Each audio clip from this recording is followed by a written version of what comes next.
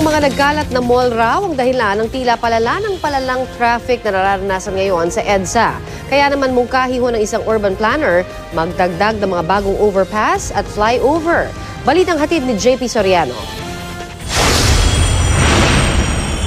Hindi nakaligtas sa matinding traffic ang mga motorista sa EDSA, pati mga side street, wa-epek na rin bilang alternatibong ruta. Sa biyahe ko mula Quezon City naman patungong Makati, inabot ako ng 3 oras. Mas matagal pa sa biyahe ng Quezon City to Subic. Mga 2, ganun, 3. Mahirap eh. Araw-araw na lang. Mas maganda kung lilipad ka na lang.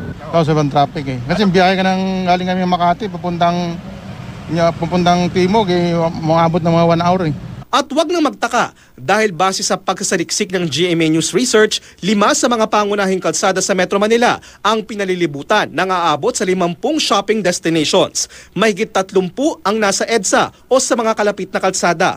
Ilan sa mga ito, naglalakihang malls. Ayon sa urban planner at arkitektong si June Palafox, overmalled daw ang EDSA.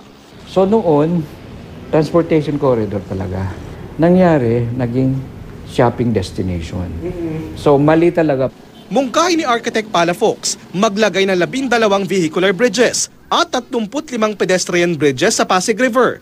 Sa ngayon, ilang tulay lang ang tumatawid dyan, kabilang ang EDSA. Pwede rin daw buksan sa mga motorista ang gated camps at subdivision sa EDSA, basta matiyak ang seguridad nito.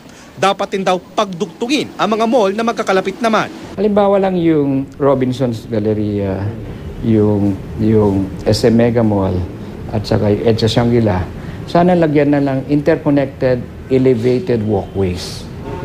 Then interconnected elevated monorail.